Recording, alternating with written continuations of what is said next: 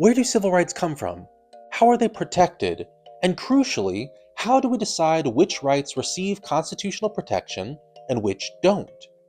These are a series of complicated questions, so I'm going to divide this video into 7 parts. To give you a preview though, I'm going to start with a bit of background on the 14th Amendment, then I'm going to give you some history on the different ways that amendment has been interpreted. After that, I'm going to go into detail about how the 14th Amendment has been interpreted in modern times and how this gave us civil rights. Finally, I'm going to wrap it all up by applying everything we've learned to the abortion debate. By the end of this video, I promise that you will understand civil rights as well as most fully licensed attorneys. So let's dive into it. For those of you who might not be aware, the United States Constitution is a very frustrating document. Many people claim that it describes in great detail exactly how the federal government should be structured, but in reality, it includes a lot of unnecessarily vague language that have caused hundreds of years of headaches. One of the essential functions of the Constitution, though, is the ability to amend the document. There have been lots of amendments, but we're going to focus in on the 14th Amendment. The 14th Amendment did many things, but for our purposes, we'll be focusing on the final sentence of the first section. This sentence says that no state shall make or enforce any law which shall abridge the privileges or immunities of the citizens of the United States, nor shall any state deprive any person of life, liberty, or property without due process of law, nor deny to any person within its jurisdiction the equal protection of the laws. This one sentence has been the basis for literal hundreds of thousands of lawsuits, endless pages of academic squabbling, and many landmark decisions from the Supreme Court. For right now, though, we'll zero in on one clause of this one sentence, the one that says, "No state shall deprive any person of life, liberty, or property without due process of law."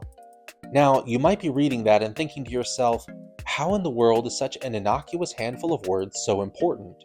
Why do we need to spend so much time arguing about something so straightforward and clear? Well, the answer, as we'll see, is that it is distinctly, frustratingly, unnecessarily not clear.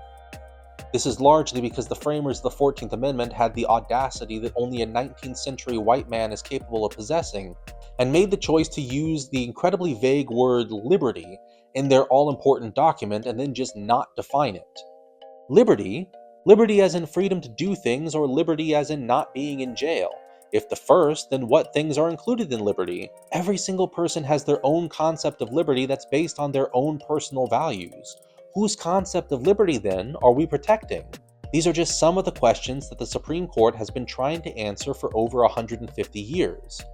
So to sum up, the Constitution includes a mechanism that we can use to amend it.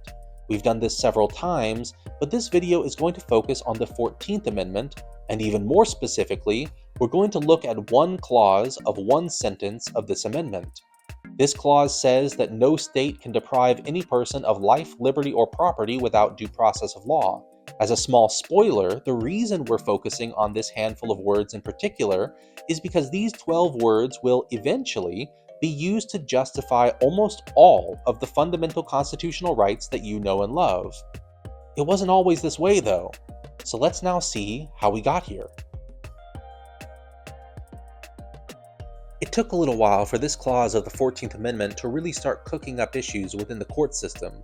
For the first few decades of the amendment's life, the Supreme Court mostly interpreted the clause to apply only to specifically enumerated rights, and whether the legal procedures put into place to protect them were adequate. However, this changed in 1905 when the Supreme Court handed down the now infamous decision Lochner v. New York. The controversy in Lochner v. New York revolved around a labor law passed by the state of New York. This law made it illegal for bakers to be required to work more than 10 hours per day or more than 60 hours per week.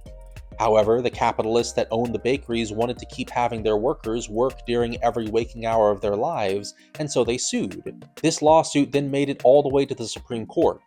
In their opinion, the court declared that the general right to make a contract in relation to his business is part of the liberty of the individual protected by the 14th Amendment of the Federal Constitution. This was remarkable, as it was the first time the court declared a right to be protected in the concept of liberty, even though it was not specifically listed in the Constitution. In its explanation, the court explained that states have the power to exercise what are known as police powers. These police powers refer to the ability of the state to pass laws related to the safety, health, morals, and general welfare of the public.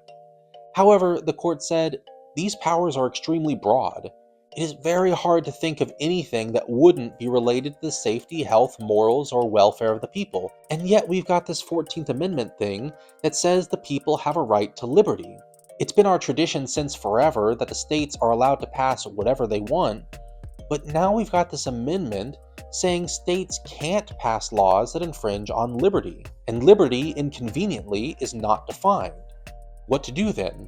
Well, the court reasoned it probably means states can mostly do whatever they want, but there's also got to be a line they can't cross, a point where the liberty in the 14th Amendment starts protecting things. As I mentioned previously, though, the framers of the Constitution very annoyingly didn't leave any kind of definition to help us figure out where that line might be, so the court had to make up its own. The line the court came up with was this.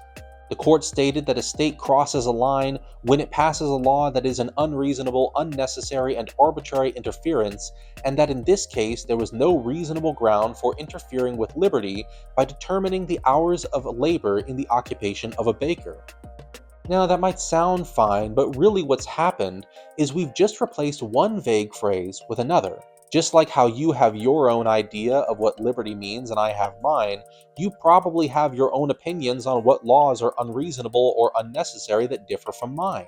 Really what the court allowed in Lochner v. New York was for judges to just use their own opinion when deciding if a law should be struck down or not. This period is referred to as the Lochner Era, and is largely viewed as a time of judicial overreach. Judges regularly used their own political ideology to strike down laws they personally just didn't like. For example, in 1926, a law was passed that required stuffing for bed covers to be made from new materials rather than secondhand materials that were known for occasionally carrying disease. But in Weaver v. Palmer Bros., the Supreme Court, who believed in unrestricted trade, decided that this was an arbitrary law and struck it down. In 1923, a law was passed in Washington, D.C. that would create a minimum wage for women, but again, because the Supreme Court didn't believe in labor rights, the law was struck down as unnecessary in Adkins v. Children's Hospital. In short, it was a big problem.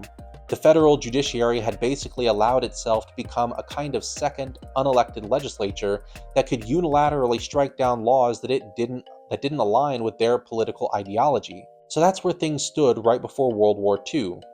To sum up really quickly, when it first started being used for litigation, the 14th Amendment was seen as protecting Americans from unnecessary and arbitrary laws. Intuitively, this seems like an okay idea. Issues start to crop up, though, when you start to ask, who gets to decide which laws are unnecessary?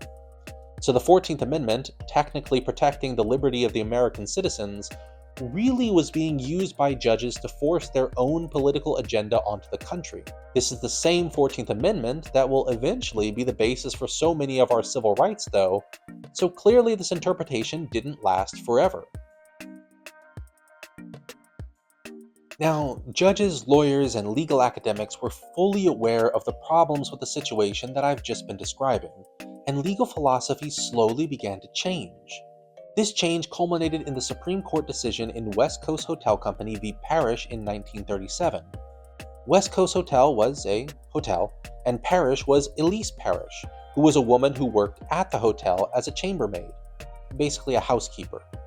The state of Washington had enacted a law that set a minimum wage for women and minors. Specifically, it was set at $14.50 per 48-hour work week. According to the U.S. Bureau of Labor Statistics inflation calculator, in 2025 terms, this works out to be about $330.58 per 48 hours of work, or about $6.89 per hour. West Coast Hotel said, "How am I supposed to afford such extravagant wages?"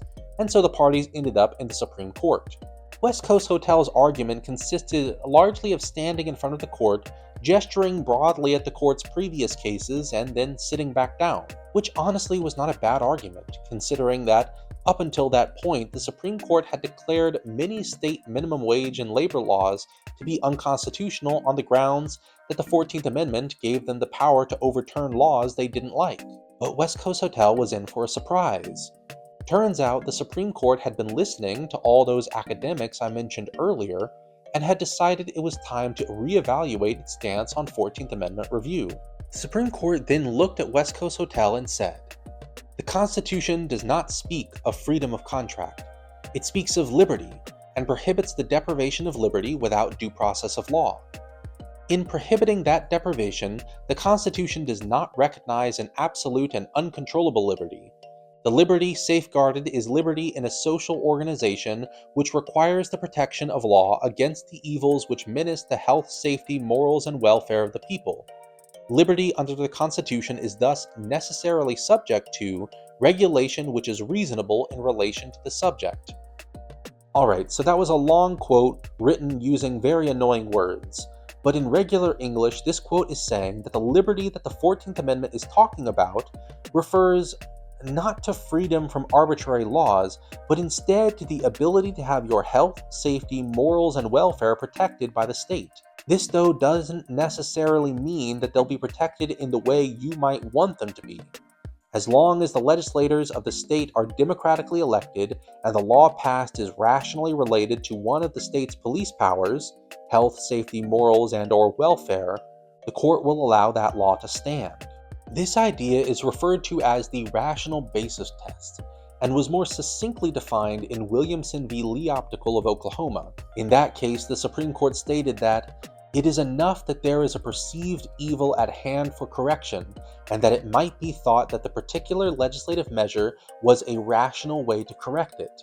The day is gone when this court uses the Due Process Clause of the 14th Amendment to strike down state laws because they may be unwise, improvident, or out of harmony with a particular school of thought.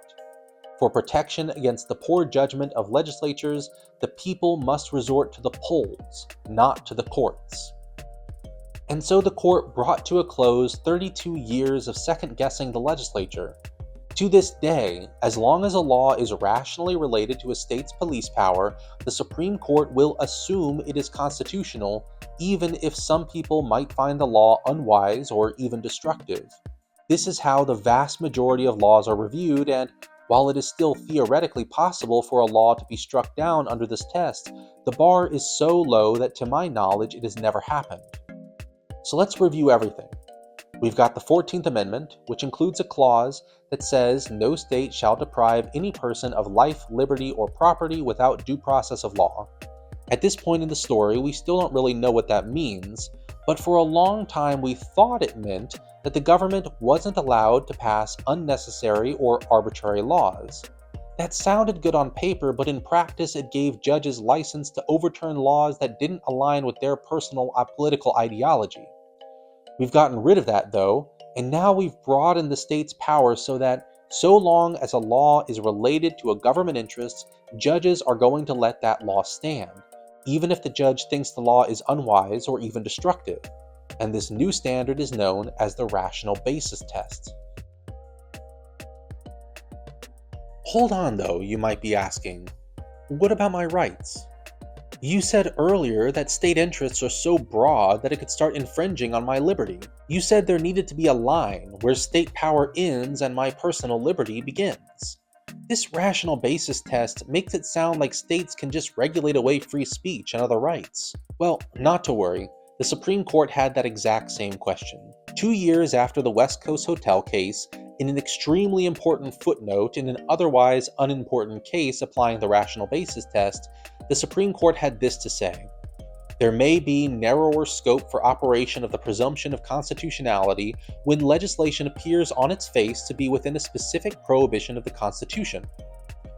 Now, in regular English, this is saying that states are allowed to regulate what they want, how they want, unless a law appears to be impacting a right protected by the Constitution, also known as a fundamental right. The narrower scope mentioned in the footnote has become known as strict scrutiny, and is used anytime a fundamental right is regulated either on purpose or by accident. Think of the difference between the rational basis test and strict scrutiny like the difference between just glancing at something and then looking at that same thing through a microscope.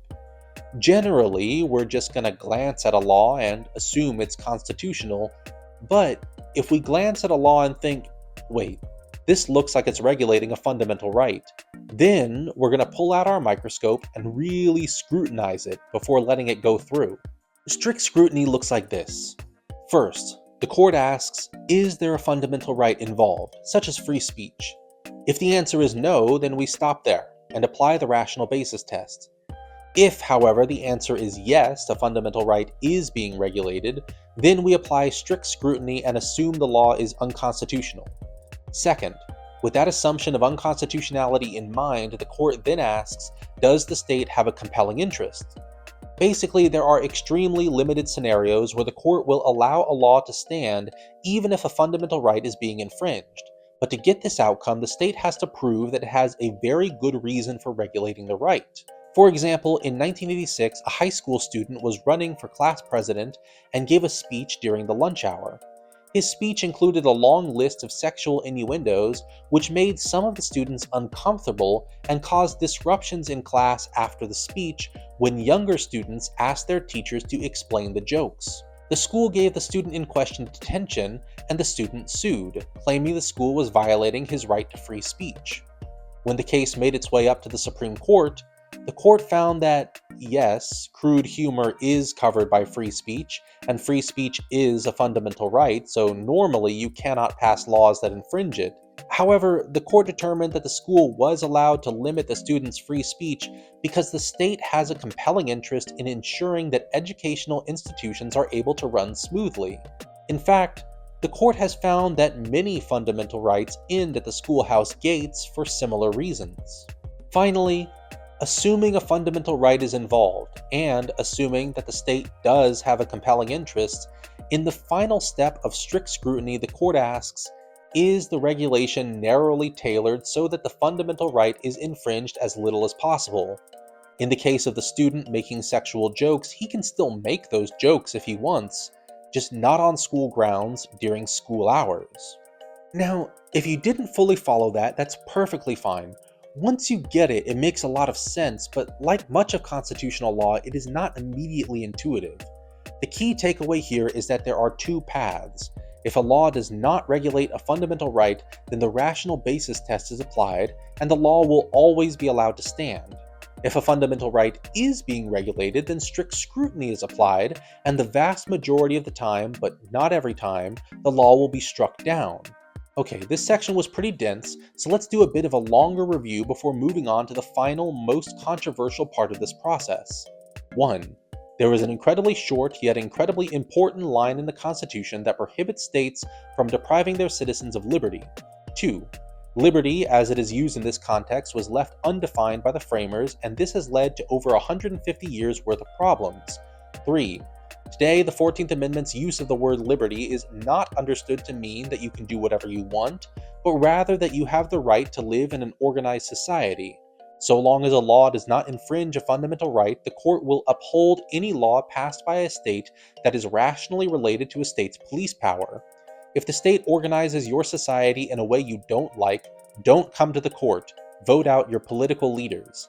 And finally, if a law does infringe a fundamental right, it is generally deemed to be unconstitutional unless the state can give the court a very good justification for allowing it to stand despite the infringement. Are you with me so far? Good, because it's about to get complicated as we finally get to answer the question this video started with. Which rights are fundamental? In response to this question, the Supreme Court in Palco v. Connecticut decided that to determine if a right is fundamental, you need to ask if the right is a principle of justice so rooted in the traditions and conscience of our people as to be ranked as fundamental. But if you think about it for a few seconds, you'll realize that all the court did was answer my question with a slightly longer question, which begs a third question. How do you determine if something is deeply rooted in the traditions and conscience of our people? This is where the big controversy is, and why so many people have spent so much time and energy arguing about this one part of this one sentence of this one section of this one amendment in the Constitution. To vastly oversimplify, there are basically two camps.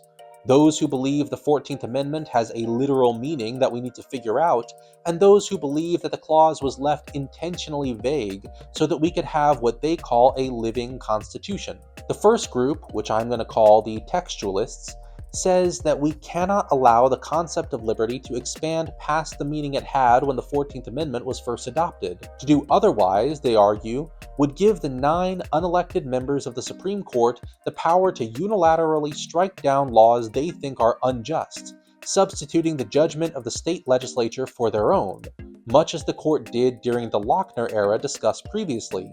The other group, which I'm going to call the living constitutionalists, argue that the framers did not make a mistake when they used the word liberty and then just didn't define it. They say that the framers understood that times and ideas change, and so used the ambiguous word liberty in order to allow the clause to evolve over time. A good way of summing up each side is by looking at what they are afraid of. Living constitutionalists' main fear is being ruled by a bunch of white men from 150 years ago. Living constitutionalists criticize textualists as being stuck in the past and see their own interpretation as a way of allowing for changing social sensibilities.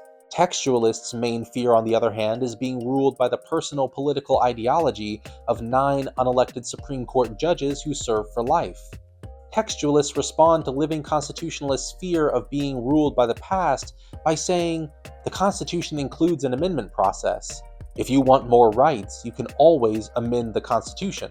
Though it may sound like it, these two competing theories on how to interpret this one clause in the Constitution are not purely academic.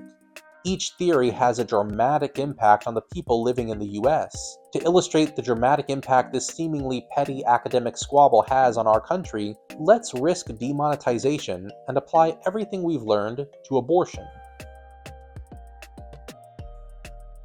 First, if you've made it this far, congratulations. You're almost there. Just a bit more information and you'll understand fundamental rights as well as most fully licensed lawyers. But before we continue, one last time let's sum everything up. 1. We've got a constitutional amendment that says states are not allowed to pass any laws that deprive citizens of their right to liberty. 2. In the past, this amendment was interpreted as preventing unnecessary or arbitrary laws from being passed. 3. This first attempt at interpreting this amendment allowed judges to strike down laws for ideological rather than legal reasons. 4. Modern scholars have agreed that this original interpretation was not democratic, and now we assume that laws are constitutional unless they regulate a right that is included in the concept of liberty. 5. To be included in the concept of liberty, a right needs to be so rooted in the history and traditions of our people as to be ranked as fundamental. And finally, 6. There is one group that believes the only rights that can be included in the concept of liberty are those that were considered fundamental at the time the amendment was adopted, and another that believes that fundamental rights can be added to the concept of liberty as society changes. Now let's apply this to abortion. In 1973, the Supreme Court handed down its decision in Roe v. Wade. I'm going to skip the facts and procedural history for this case, as it's the first case that I've mentioned that I fully expect everyone to already be familiar with. Instead, we'll go right to the constitutional issues at the heart of the case. The Supreme Court described Roe's argument like this. Roe claimed that the Texas statute at issue improperly invaded her right to choose to terminate her pregnancy.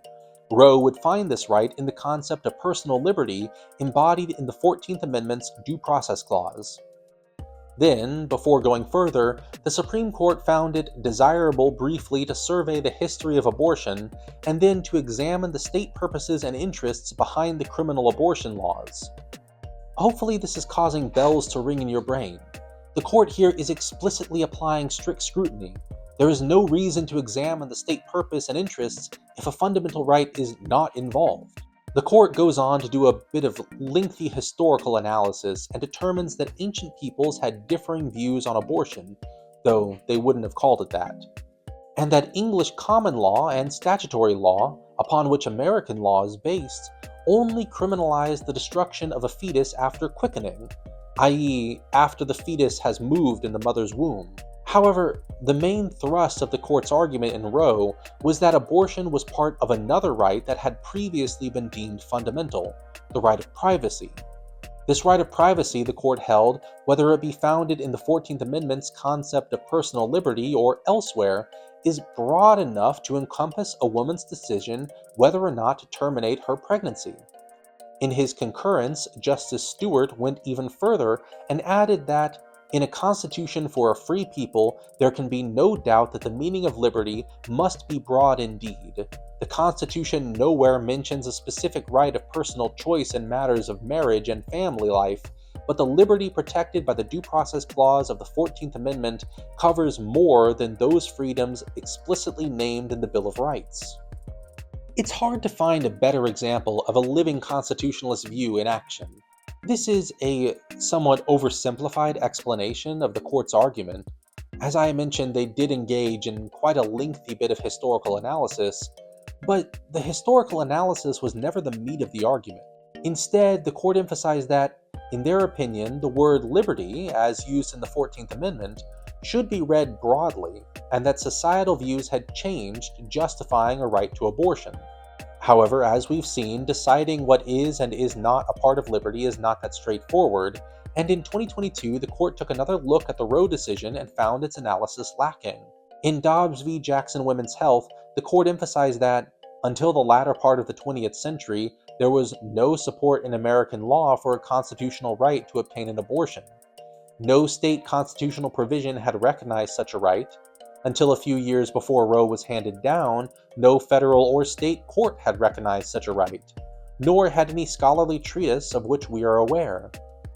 The court criticized the Roe decision as using the vague concept of liberty to allow the justices to dictate social policy as they saw fit. Only the views of the framers of the 14th Amendment, they argued, only what they were thinking when they wrote the word liberty. That is all that is protected. The court, finding that abortion, due in part to its complete lack of historical analog, was not a fundamental right, concluded that license to act on the basis of such personal ideas of liberty may correspond to one of the many understandings of liberty, but it is certainly not liberty as it is used in the 14th Amendment. Fearing that interpreting liberty too broadly had led to judicial overreach, the true evil that the court found in Roe was that it was, at least as they interpret the 14th Amendment, far outside the bounds of the court's power, and that the court had usurped the power to address a question of profound moral and social importance that the Constitution unequivocally leaves for the people. In other words, in the textualist view, the abortion debate carries profound moral implications on both sides, and the 9 unelected judges should not and do not have the power to make the decision for the entire country. Something that surprised me when I first read these 2 abortion cases as a first-year law student, and something that surprises other people when I talk about these cases, is just how devoid of moral judgments about abortion the opinions are. I'm not going to sit here and pretend that the personal morals of the justices didn't play a role in the decision to join one camp or the other. But really, these decisions are discussing something bigger than the abortion issue.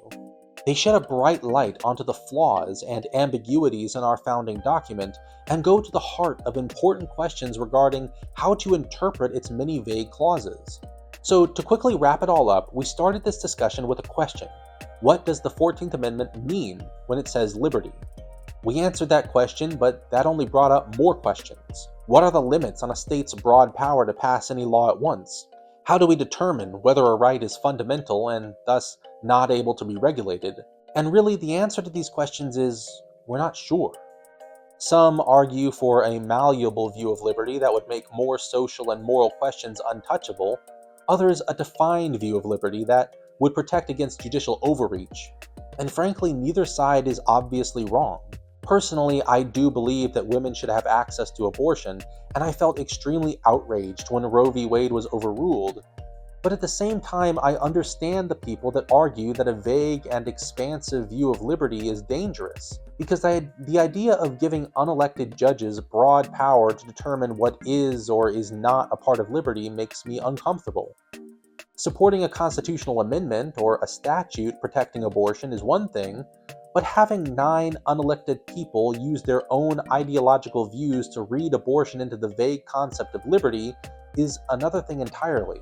But regardless of where you fall in the debate, if you take anything away from this video, I'd like it to be this: the Constitution is not simple or straightforward. I just spent like 30 minutes talking about one part of one sentence. We haven't even mentioned the other 239 sentences. Constitutional law is the most complicated area of American law, and anyone trying to tell you a simple or straightforward story about it is either misleading you or else has no idea what they're talking about. Thank you very much for watching. If you liked this video or you learned something, please consider subscribing, but either way, I'll see you next week.